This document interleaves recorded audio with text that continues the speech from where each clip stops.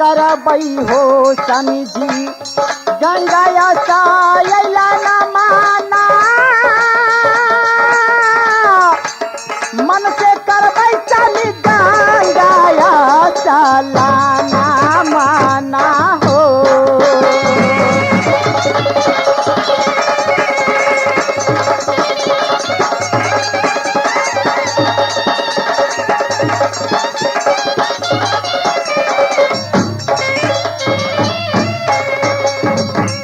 स्वामी जी हाँ रानी या जल्दी से चलू गंगा स्नान में दोनों आदमी निहाय कि सब के सब लोग चल गए हम ही दोनों आदमी छी। चला अब टाइम गुजरल जा रहा है 4 बजे सब लोग नहा के गंगा जी से निकल जाते है हम बाद में पहुँचब।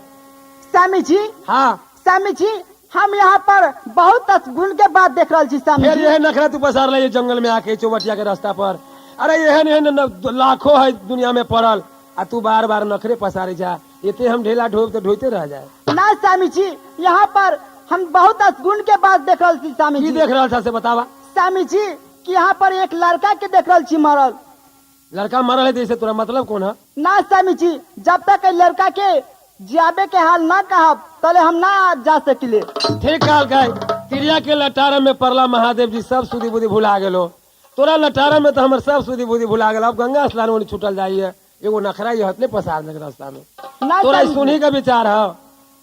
तोरा सुने के विचार है? हाँ स्वामी जी देखा ये लड़का के समख्या तू कहे लागे एक घर है राज हसनापुर में एक पिताजी के नाम है राजा पोपत एक माँ ही रानी लक्ष्मीनिया के कोख से ही पैदा ले ले दोनों शीत बसंत। लक्ष्मीनिया रानी लक्ष्मीनिया अपने मर गए नौकर चाकर राजा पोपत के शादी करवा दी दोसर। जब शादी उकल गई दोसर सतेली माई ये दोनों लड़का के गेन खेलत रहे गेन चोरा के लड़का के मारबो कल का आई लड़का के दोनों राजपाट से निकाल के फांसी दवा दिले।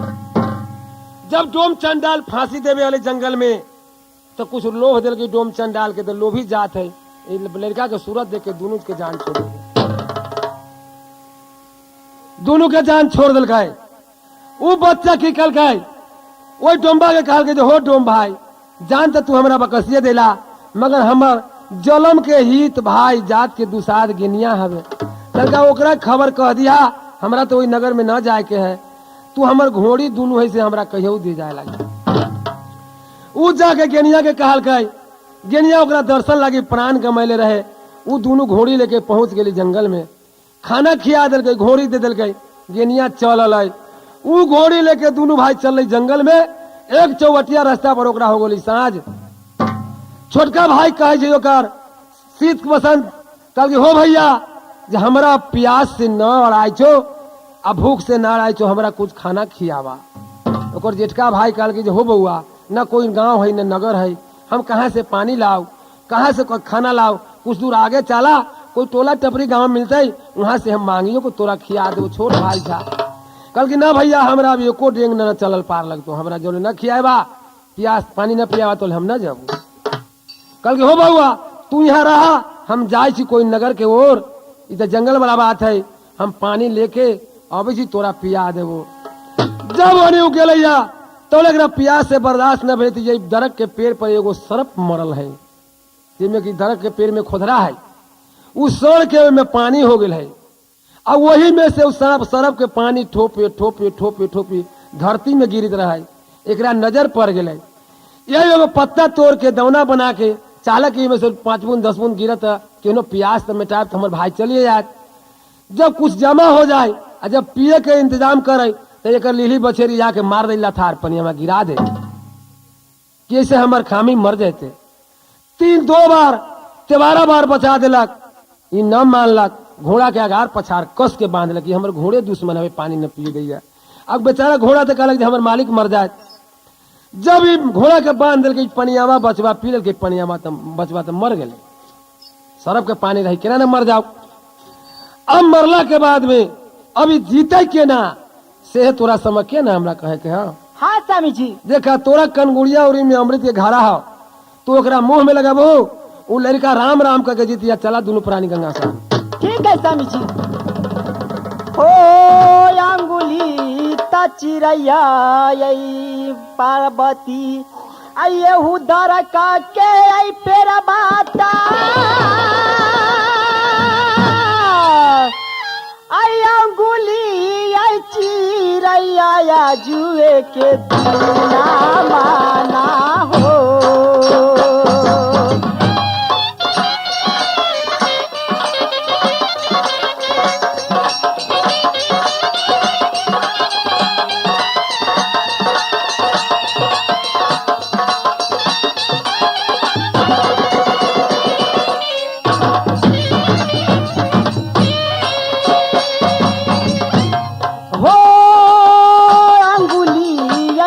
के आई पार्वती लड़का के आई जिया भैया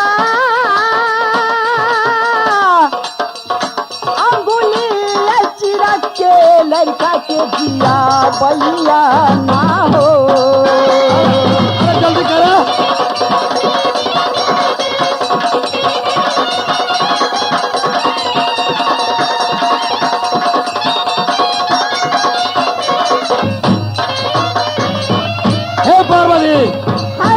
जल्दी से कनोड़िया में अपना मुंह में लगावा और लड़का जब तक आंख उगमचते तो दोनों आदमी नहीं पता हो जाना तो लड़का पकड़ लेते।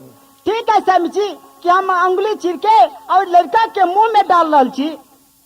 डाला स्वामी जी कि अब हम चीर ले लिया अंगुली और लड़का के मुंह में डाल रहा छी। आ लड़का अब जी गला आंख मज रहा है आ दोनों वाला नहीं पता ना हो बिलाएबा ना तो लड़का पकड़ ले। तो ठीक है स्वामी जी भागो।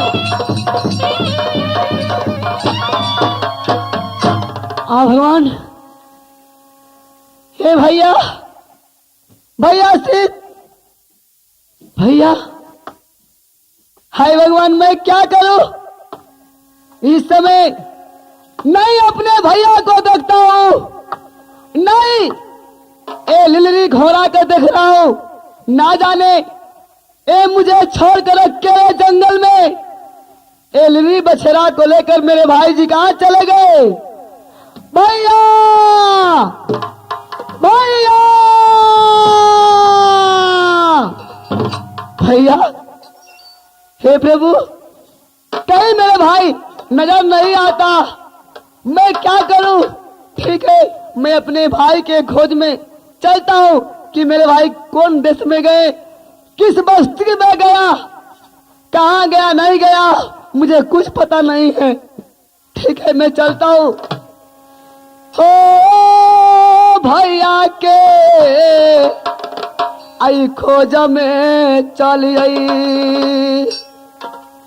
आई कोनो ता नगरिया में हो चल भेल भैया घोड़ा बन जा गला में से हो।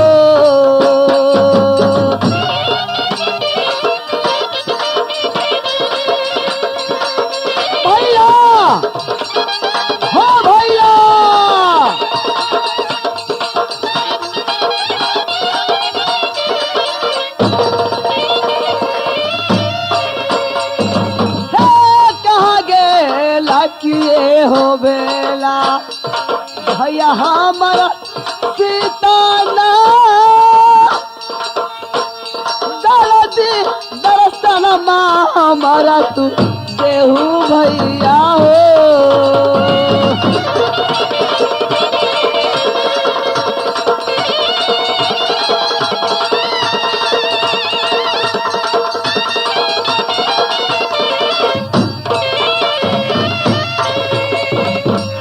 ईश्वर मैं क्या करूं मैं अपने भैया को कहा हे भैया मुझे पानी ला दो। पानी लाने के लिए भैया गया अब तक मेरे भैया लौट करके नहीं आया है। ठीक है मैं जाकर देखता हूँ कोई मेरे द्वारा मेरे भाई को पकड़ लिया कि जंगल में मेरे भाई को बाघ सिंह खा गया कि मेरे भाई हमारे पास लौट करके अभी नहीं आए हैं। मैं जा करके देखता हूँ हो बन बन हो जइयो सवर आजू दीना भैया के हो भाई के भगन में बसंत चल हो।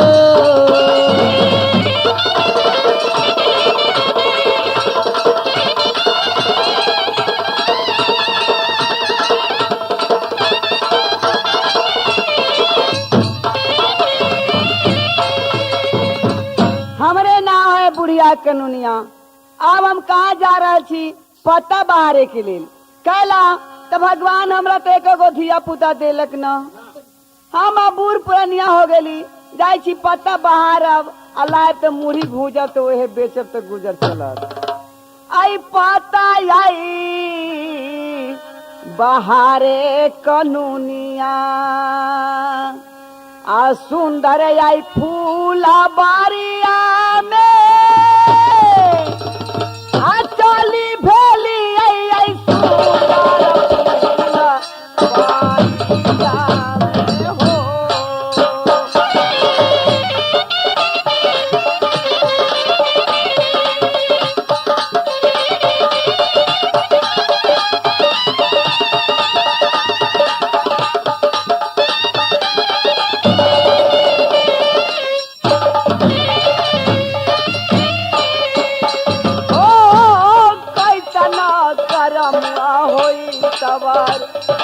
हमरा के भेलै ना ये को न पूछा हमरा के भेलै ना हो।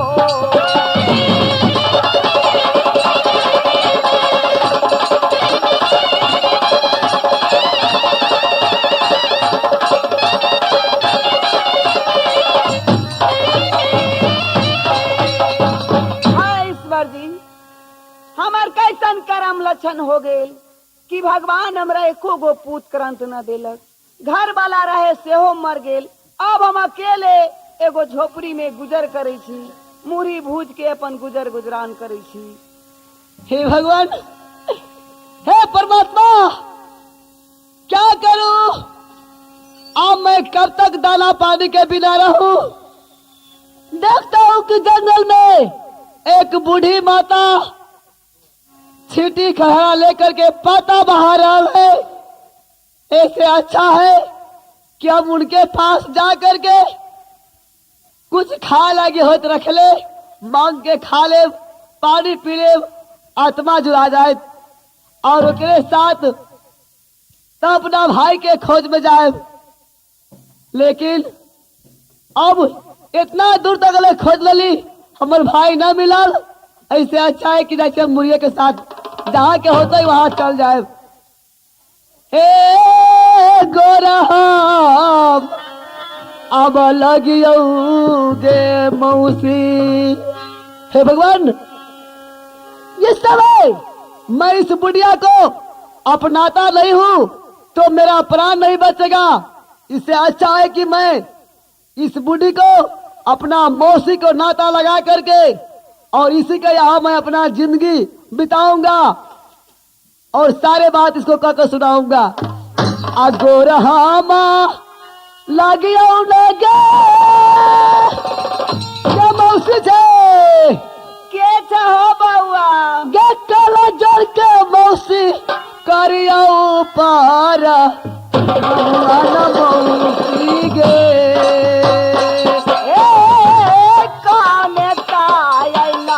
से दुलरुआ मौसी जाब कहै छे ना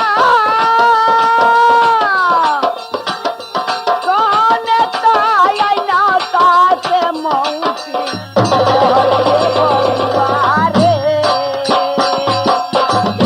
बाले पाल में मैया गे मर गेल यादू दीना हमरा के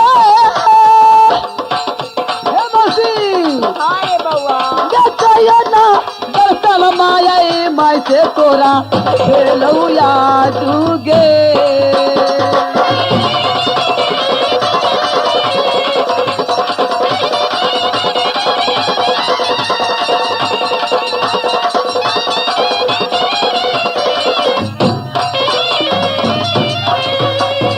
क्या मौसी?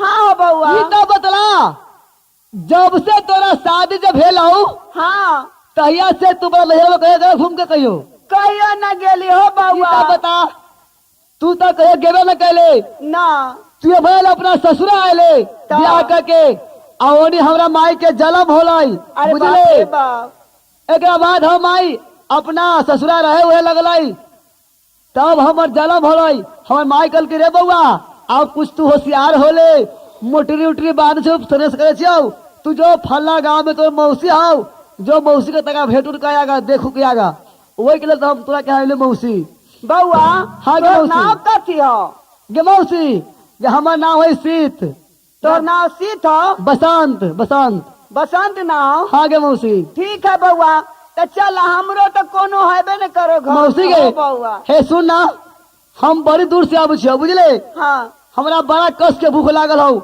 दुए फका भुजा खैले छी बुझले कि ना उहे खा के चल देली बुझले गे बारा जोरा भूख गे मौसी हमरा के लग गेलै गया छाता भोजनिया भर पे वही मौसी गे ओ चलियो में चलियो हो दुलारा हमरो घर दुआरिया ना आ तोर के भोजनमा हमका रे बई बउआ हो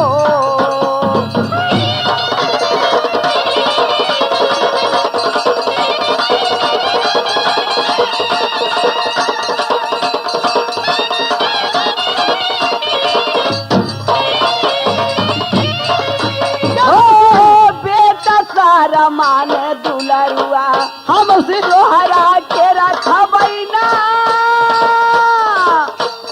बेटा सारा माने आई तोहरा रखबै ना हो मौसी चल भूख लागल चल चला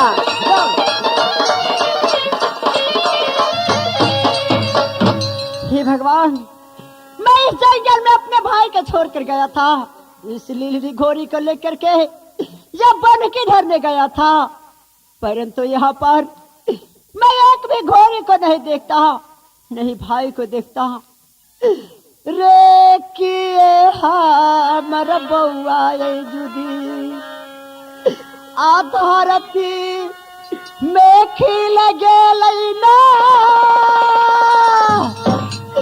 रखिए बउआ हमर उड़ा गेलैया सास में सहोदरा रे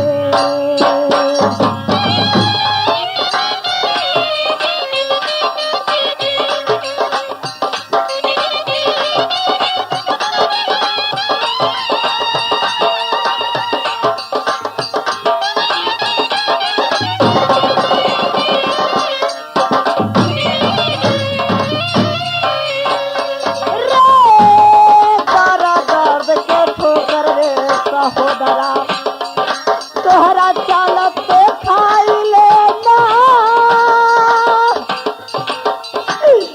कहा गेले बबुआ जुआ हमर बसंत बाबू रे बता नहीं बता क्या भगवान ये दिया नहीं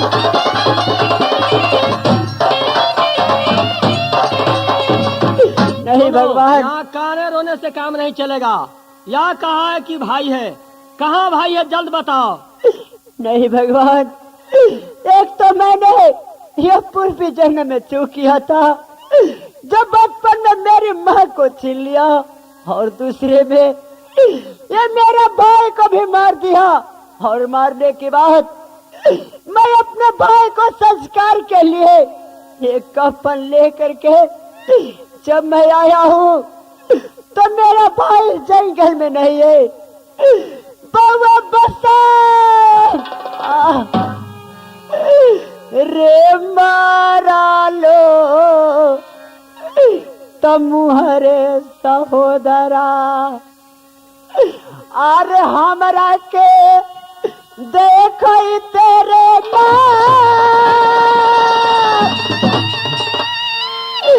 रे मरलो मुहाई देख तेरे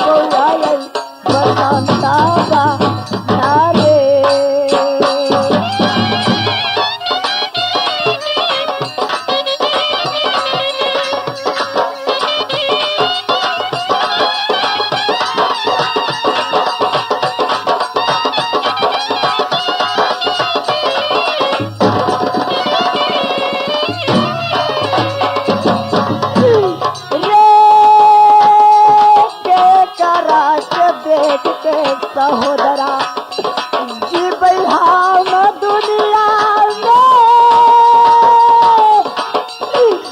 के कराए बउआ के भाई हम कहाँ बैला रे बताओ मेरे भाई नहीं मेरे भाई तुम मुझे छोड़ कर नहीं जा सकता मेरे भाई तेरा हरामजादा, तूने झूठ बोलता है बेहुदा। देखिए महाराज, मैं झूठ कभी नहीं बोलता महाराज। हरामजादा, तुमको जिंदा नहीं छोड़ेंगे। सिपाही, नहीं महाराज, मुझे छोड़ दीजिए महाराज। इसको पीठी का खाना खींच लो हरामजादा का। महाराज, ये कह रहा था कि मेरे एक छोटा भी भाई है। मेरा भाई कहाँ है? बस है इस जंगल में। मेरे भाई, ये तुम क्या किया मेरे भाई? ये तुम मुझे छोड़ कर भी चल गया, ये सब दुनिया को छोड़ कर गया, और मरने की बाद भी तुम मुझे ये दुख का मोटरी फिर भी लाद कर गया। नहीं मेरे भाई, नहीं महाराज, मेरा भाई इसी दर्द का नीचे मैंने धा कर गया था, फिर भी मेरा भाई को जब तक आया आपकी गांव से तो मेरा भाई नहीं है मेरे भाई। अरे हरामजादा, जब यहाँ दरख्त के नीचे तुमको भाई था तो यहाँ से कहाँ चला गया? हरामजादा, तू चोर है। ये बहाना बना रहा है महाराज, बहाना बना रहा है। हो गोरा मलगियो यही राजा, चुप रहा हरामजादा। आपया तोरा पर लेना बउआ के कराना मैं पागल हम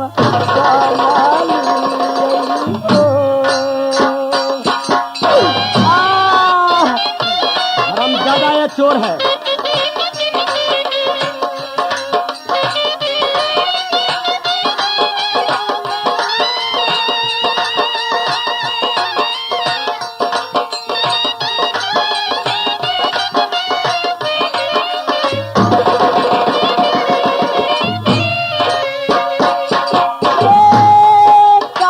छोड़ के बगल समुद्रा अपना भैया के छोड़ दे जाम में हमारे असल बाबू रे। नहीं जाता महाराज, नहीं जाता, मुझे मत मारो, मैं जन्म का क्यों करूं महाराज।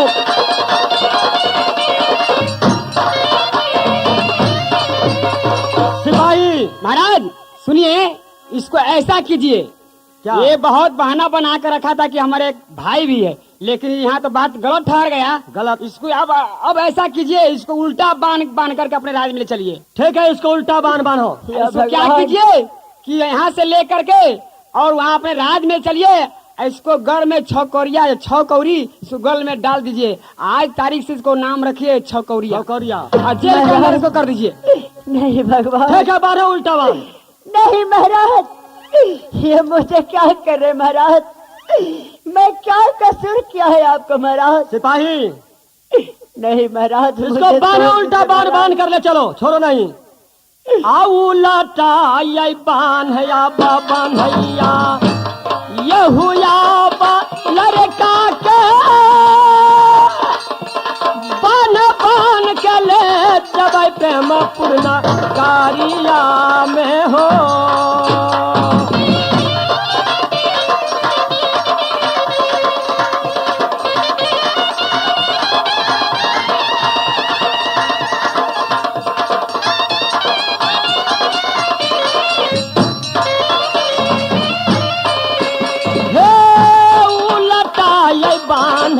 बांध के रजया बले जया भागल चाल प्रेम पुराना गारिया हो।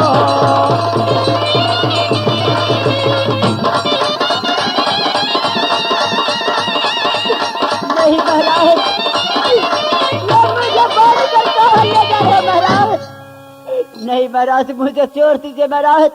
क्या? मैं कैसे जंगल में जा करके मेरा भाई को शायद बाघ और सिंह खा गया है, मैं भी इस जंगल में मैं आत्मा को तेज दूंगा। मुझे छोड़ दीजिए महाराज, मुझे छोड़ दीजिए। महाराज बात क्या है? ये बेहुदा चोर है, एकदम चोर है। ये लीली घोड़ी, ये जो कहते हैं कि लीली घोड़ी ये जो चुरा कर ले गया यही ले गया है। जितना हमारे लिल्ली घोड़ी घुलता है चोरा कर ले आता है, यही ले आता है। हाँ, इसको हम जान नहीं तो छोड़ना यही है, काम है। इसको जान नहीं छोड़ना है महाराज। नहीं, इसको बंद कर दो। 6 कौड़ी लिया, 6 कौड़ी इसको गले में बांध कर बंद कर दो। और नाम रहेगा छकोरिया ना। छकोरिया। ये क्या करे महाराज? चलो पहनो, ए लड़का पहनो इसको। नहीं महाराज। चलो अंदर चलो। हो काना जनम के राजा, आहो तोरो दुश्मन माना, होते होता बदला बाई सीता से ना हो।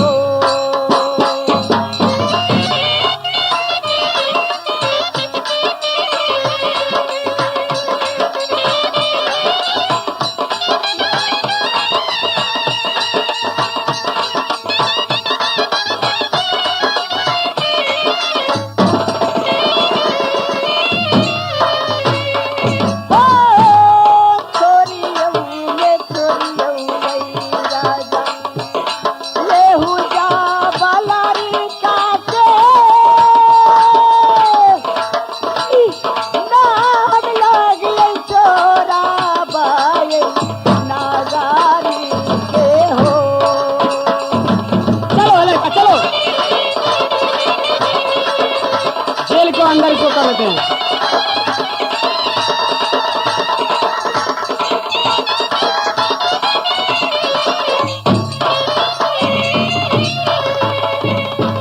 सिपाही महाराज की जय हो। खुश रहो। सिपाही कहिए महाराज। यह हमको 14 कोस के राज है। एक बेटी है, अब जवान हो गई है। क्यों नहीं? कैसे उसको शादी होगी? सिपाही यह अगुवाई करने हम कहाँ जाएंगे? यह हमारे विचार क्या है कि सोमवार रचा देते हैं। हाँ हाँ क्या आपको विचार है? हाँ, एकदम विचार है तो विचार है। यह सोमवार रचा देते हैं। यह सोमवार में यह हाथी माला लेकर जयमाला लेकर घूमेगा। जो राजा को गले में जयमाला डालेगा उसी से हमारे लड़की को शादी होगा। वाह सिपाही कहिए महाराज। यह हमारा विचार है। क्या है? क्या विचार है? यह 14 कोस राज में डिगडिगिया पीर दो। ठीक है कि जितने आम सभा है, जितना राजा प्रजा है, सभी आदमी यह प्रेमपुर में आओ। जय राजा को सोमवार होने जा रहा है। ठीक है महाराज, आप यहाँ ढोल दबा दीजिए कि ये स्वयंवर है। ये जो भी आएगा और जिसको ये लड़की घर में जयमाला डाल देगा उसी को साथ शादी किया जाएगा, है ना? हाँ। तो क्या कहना है? यार डिगडिगिया चमार लेकर पिटवा दो। ए चमार नहीं है, चमार यहाँ उसरन हो गया है। कहाँ चला गया? सब मर गया है, सब यहाँ का उसरन है। सब हरामजादा। अरे कैसे मर जाएगा? सुनिए, अरे भाई चमार को जो पैसा दीजिएगा तो हम ही चमार बन जाएंगे 2 मिनट के लिए। तो क्या लगा है, शराब पीने के लिए तो दाम हो जाएगा। ठीक है, वो पैसा उनको देंगे से तुम ही पैसा पैसा दूसरे को दीजिएगा, वो पैसा हम ही को पैसा दीजिएगा। जा कैसे हो गया, पैसा दीजिएगा। ठीक है, डिगडिगिया पीर दो। क्या कहना है? यह कहना है कि राजा सुन लो, राजा को सोमवार होने जा रहा है। जितने वीर लोग हैं सभी सोमवार में जुटे। यह राजा को लड़की है, शादी जोग हो गया है। यह हाथी जयमाला लेकर घूमेगा, जिसको गला में डाल देगा उसी से शादी होगा। बम बम सुट्टू हो तो गया। अरे हरामजादा, अरे तुमको बोलना है, तुमको। तुम बोलो। अरे आप बोल दिए तो नहीं हुआ? नहीं। दूर अच्छी यारे बकलो यारे खिलको, या हम ही बोलेंगे तो बोलेंगे। अरे पैसा लिया है तू, बोलेगा हम। बोलो। तो क्या बोले? एक कौन नगरी है? यह प्रेमपुर है। हाँ भाई रे, प्रेमपुर के जितने जनता है ओ सुनो, ये प्रेमपुर में एक स्वयंवर रखा गया है। जो वीर ये अपने अपने सब आकर के इस स्वयंवर में भाग ले, और जो ये रानी जिसको घर में माला डाल देगी उसी को साथ इस रानी को शादी कर दिया जाएगा। बम बम टुक। शाबाश सिपाही। हाँ महाराज। यार डिगडिगिया फिर दिया ना। हाँ रे लान से खुरसी सिपाहिया अब बिजुली रे लगा देना। लान से खुरसी बिजुली लगाई दे ही रे।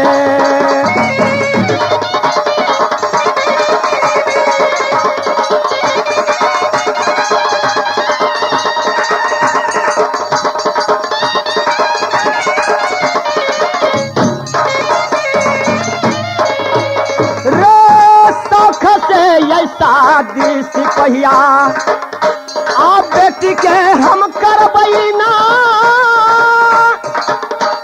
शौख से ये शादी हम करबैना रे।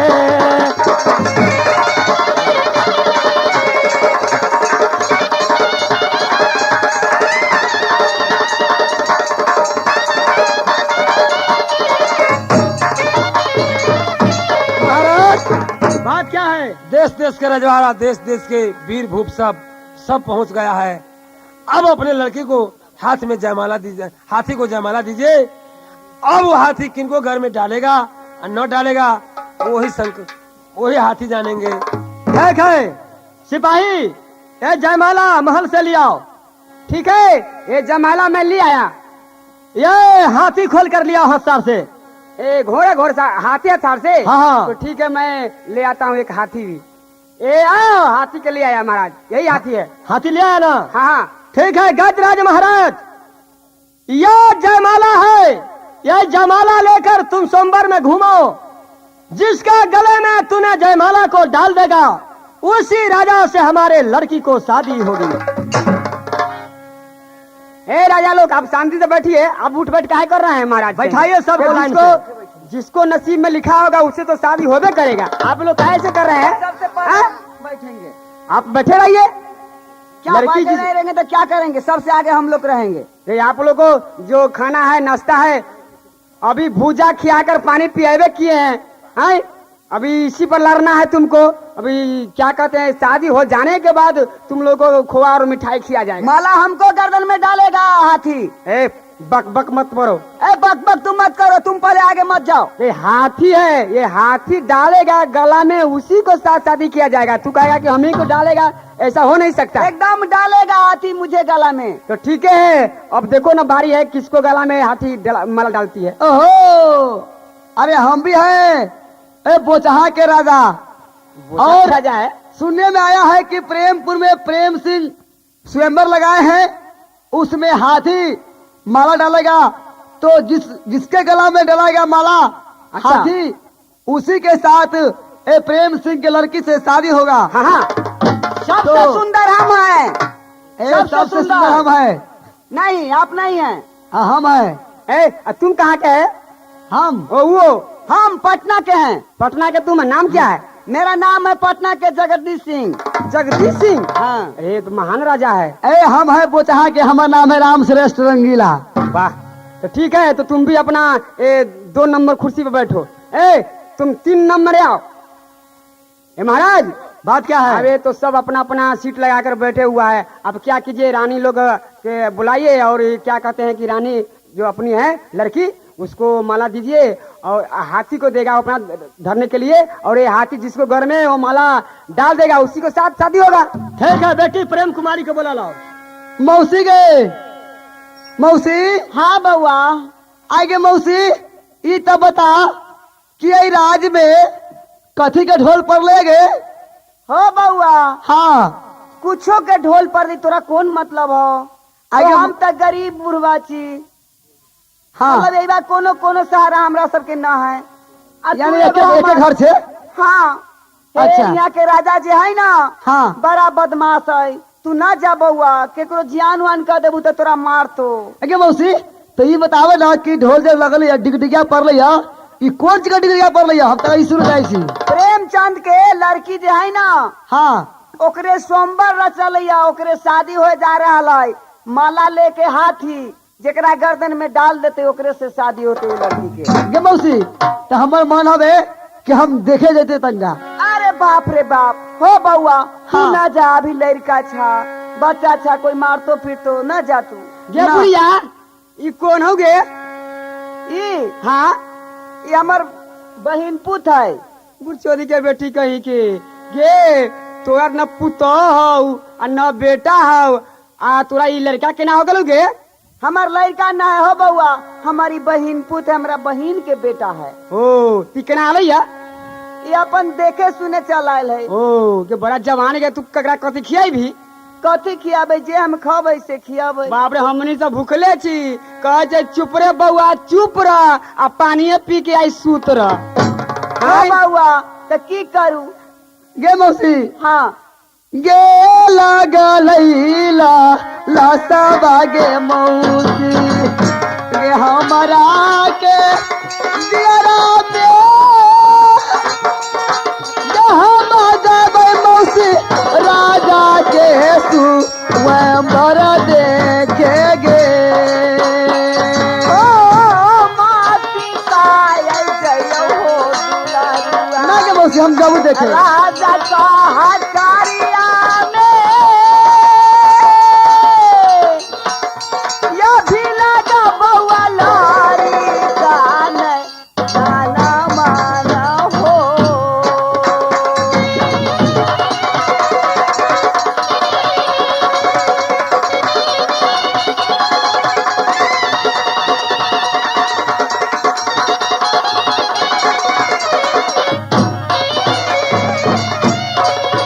हो माती आई जय हो दुलारुआ, ना मौसी राजा के स्वाम्बर में तोरो के आई मारतो राजा जी ना हो।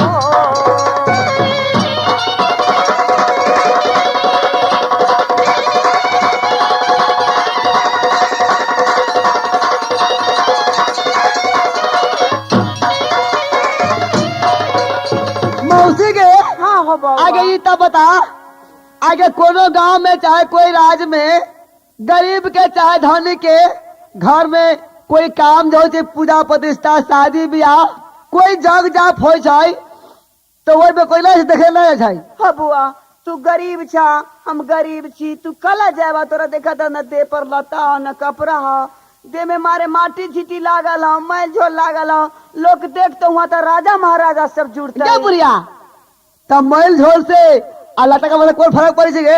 हम जाब काट कर में बैठ के देखब कि हम जाओ बीच में ना बाबू हमारे ना जाओ, ना कि हम जाबू ना ना ना ना जावे गोर लगे छियो ना। गेलो गेलो लाला सबा मौसी गे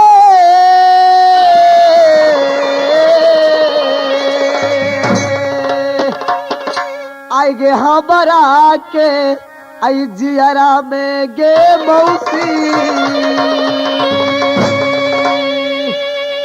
गे ऑर्डर दे दे मौसी प्रेम पूरा राजा गे हो माटी तो आई जयो हो दुलारुआ, ना ना जाओ जो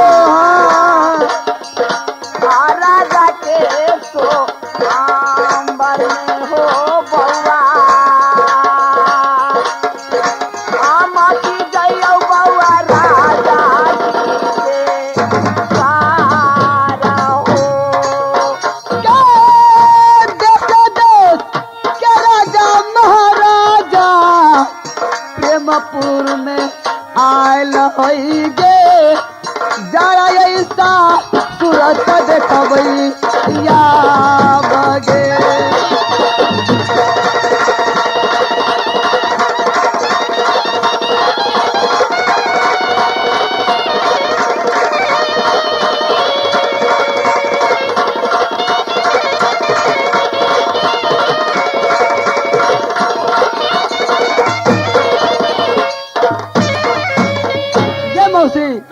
बउआ तू हमें ऑर्डर दे कि हम जाऊं और राय साहब के स्वयंवर तक देख के हम चलब तुरंत।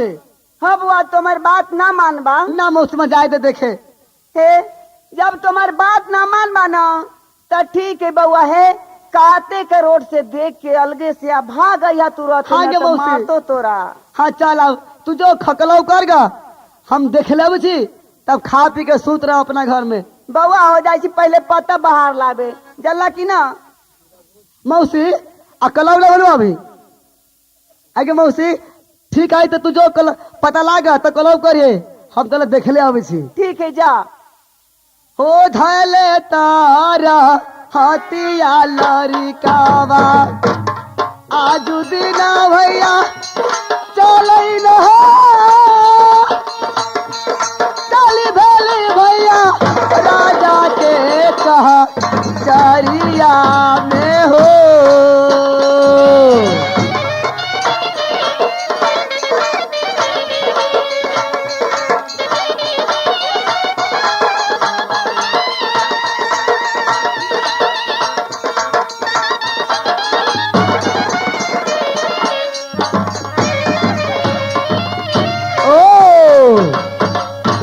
शायद मालूम पड़ गया कि राजा के यह कचहरी है।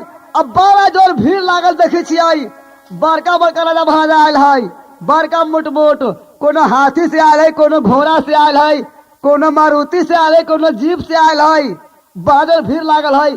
ठीक है हम काट में हम तो छी गरीब दुखिया धिया पुता दे पर बस्तर न है का नाम है कि फूट फाट पर खाए छी आ प्लेटफार्म में जाकर सूत रही छी कात में बैठ के हम देखे छी। ठीक है महाराज की जय हो। खुश रहो सिपाही।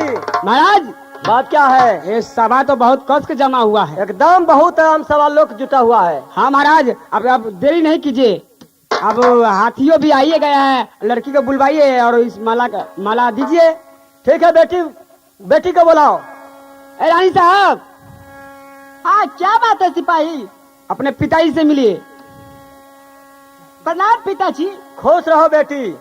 बेटी प्रेम कुमारी। हाँ पिताजी।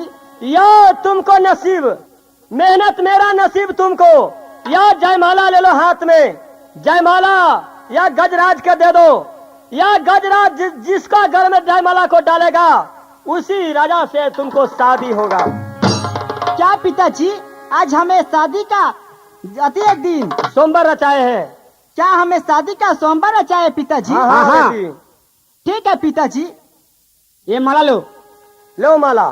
ठीक है मैं ले लिया माला पिताजी। ठीक है।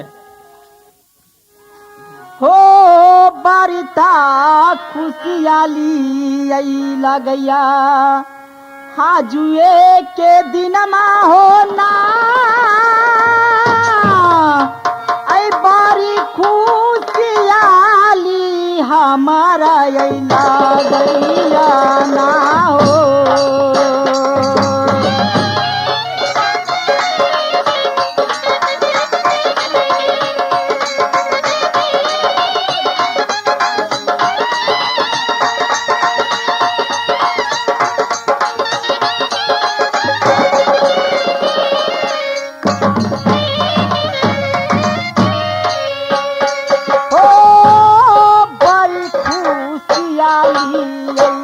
गैया प्रेमपुर गरिया में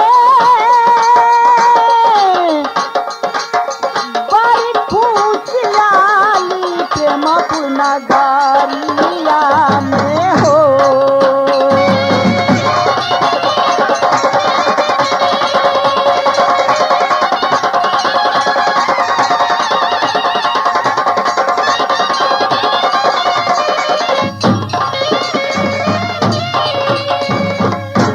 भगवान की बहुत खुशहाली है प्रेमपुर में कि हमें पिताजी के नाम प्रेमचंद है हमें नाम चंपा है कि आज हमें शादी का सोमवार रचाए हैं। हे भगवान कि हमें पति मिले तो सीत और सास मिले तो रानी लक्ष्मीनिया और ससुर जी मिले तो राजा पोपट जी। देखो ये हाथी आ रहा है माला लेकर के। देखिए ये हाथी कहाँ जा रहा है? ठीक है हाथी तुम संभल के जाओ और कोई बढ़िया वीर के गला में माला डालो। जाओ।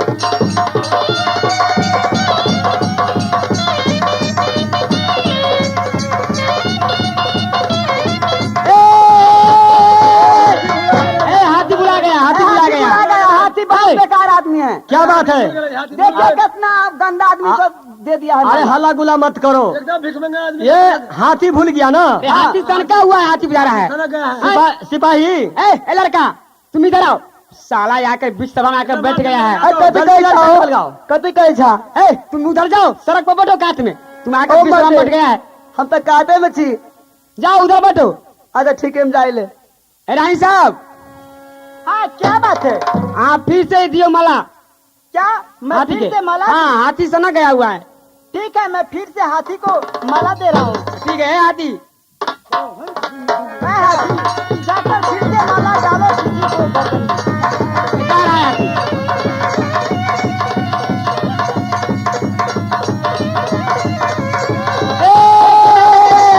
अरे हल्ला गुला बंद करो। ये बात हाथी क्या जो है? है ना समझ गया है। बात क्या है? हाथी भूला गए। अच्छा, हाथी भूल गया। एक बार भिया, दो बार भिया, हाथी भूल गया।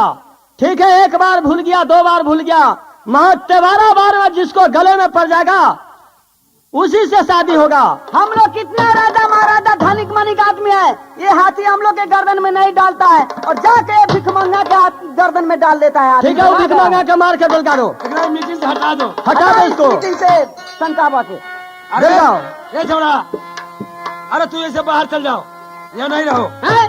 अरे हम लोग क्या कमी है जो हम लोग के गला में नहीं हाथी का माला डालता है और क्या है भिखमंगा के गले में डालता है? ओ मर्द, राजा को बुलाकर, राजा हम लोग को बुलाकर बेइज्जती करता है। ओ बेइज्जती राजा है, बेइज्जता राजा है, बेइज्जता का बेइज्जता देकर बेइज्जता। अरे सुनो, हाथी भूल गया है, बेइज्जती नहीं कर रहे हैं, ये हाथी भूल गया है।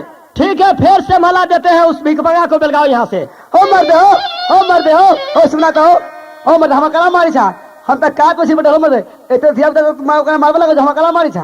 तू आगे हराम बजाता है यहाँ से। हेलो साला कहीं का देव भस भस मारता है, आता है दूसरा में। दादाजी जी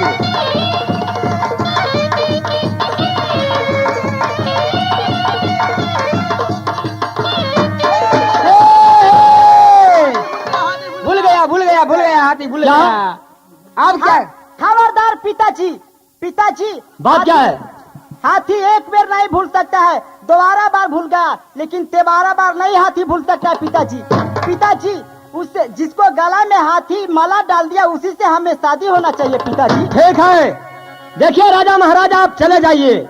जिसको गले में माला डाल दिया है या हमारे विचार हमारे बेटी को कथन है कि जिसको माला डाल दिया उसी से शादी होगा। राजा महाराजा आ गया है तो खाली कहा जाएगा? अरे खाना बना हुआ है, खा लेगा, अपना चल जाएगा। ए कर लो शादी। तुम तो सबसे पहले कहता हम ही को गला में माला डालेगा। हम क्या हम ही को करें? गला में हमको डालेगा। नसीबे खराब हो गया जब हम ही को शादी न होने वाला है तो हम क्या करें यहाँ रह करके? कलो कलो शादी कलो। तू न कर ले, तू न कर ले, ए तू ना कलो पहले। बड़ा है हाँ? वो पोशाक पहन करके बाबरी सूट करके बुझाता है कि नवाब साहब है। हमने बाप भैया। हाँ, हम क्या रे? हम तुमसे क्या कम है? हाँ? बाबू साहब हैं।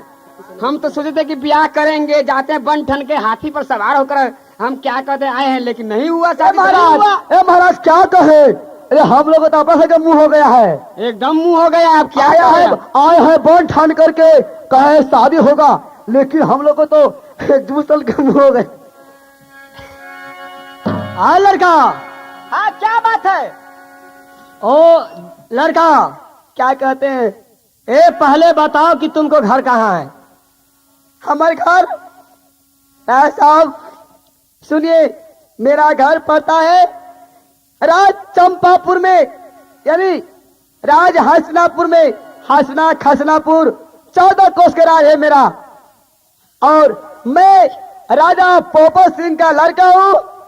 बसंत मेरा नाम है। हमसे जेठ भाई है, उसका नाम है सिद्ध, मेरा नाम है बसंत। आई विपत्ति के मारे हो राजा, आई दर दर हम बवैली हो,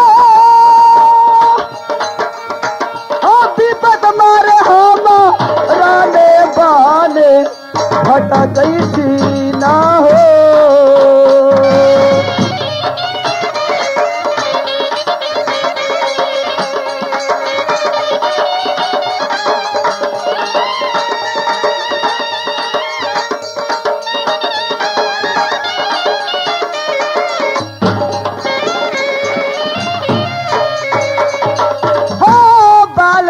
मैदान में मरल ये राजा जी हमर बाबू मैया नो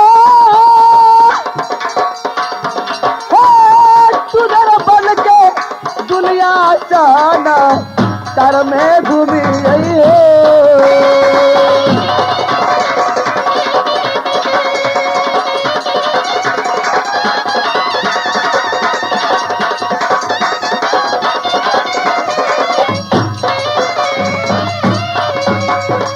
सिपाही। हाँ महाराज। रजलदी से जाही सिपहिया ऐसी सयाई महलिया में रजलदी बोला के ऐसा की सबके लबही सिपहिया रे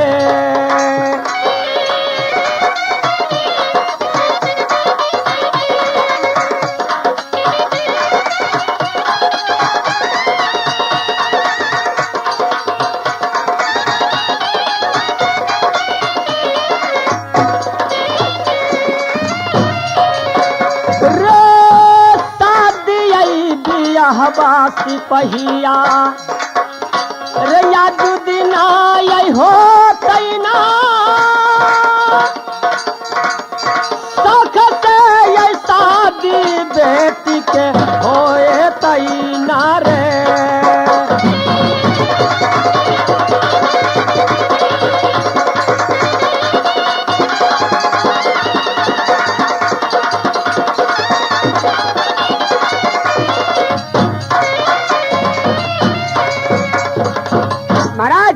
बात क्या है? अब ऐसा कीजिए, ये लड़की जो है इस लड़का को गला में माला डालिए दिया। अब ऐसा कीजिए, अब कहाँ जाएगा? हम लोग बूढ़ा हो गए, एकदम बूढ़ा हो गए, राजपाट चलाने में अब नहीं सकते हैं। ऐसा कीजिए, इस लड़का को राजपाट समझा दीजिए और कहिए कि मैं अब राजपाट चलाने में अब नहीं, अब मुझसे चलता है। आज तारीख से तुम इस राजपाट को संभालो। ठीक है, बही खाता से ले आओ। ठीक है, इस पर सब नाम पता इनको ले लो। लड़का, आपको नाम क्या है? देखिए साहब, मेरे नाम है बसंत कुमार। सही से बोलो, नाम लिख रहा हूँ। हाँ। क्या नाम है?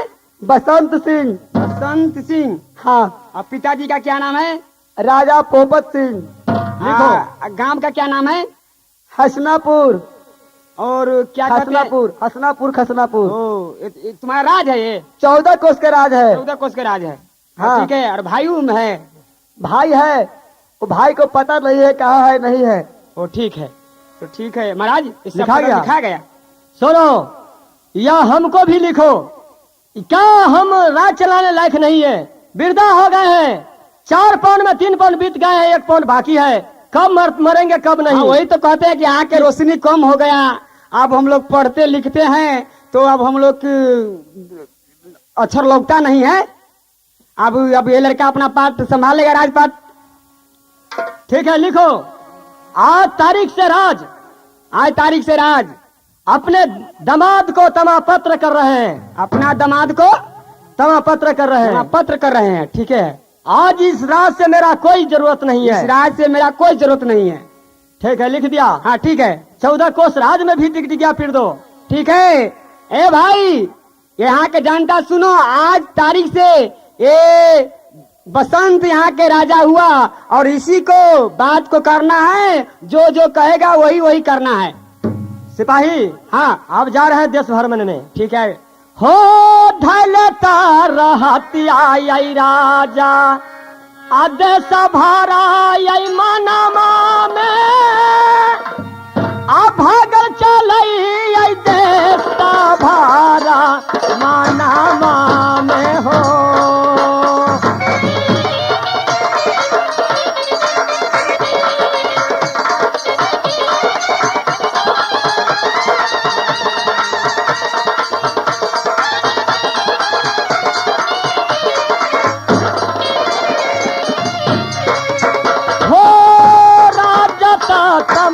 पत्रका के राजया बचा लाई और राजा करे देश भर माना माना हो।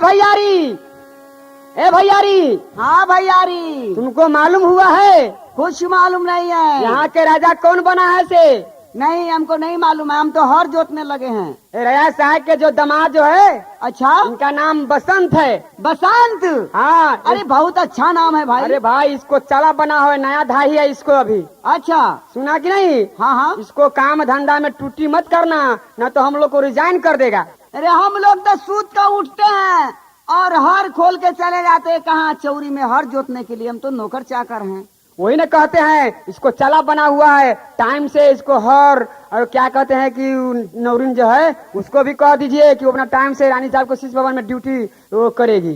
ए सुनो, तुम तो कोदरवान है। हम हर बार को दरबार सब है। ए बताओ, हाँ। गोबर तो वही उठाता है। और नेवरिन?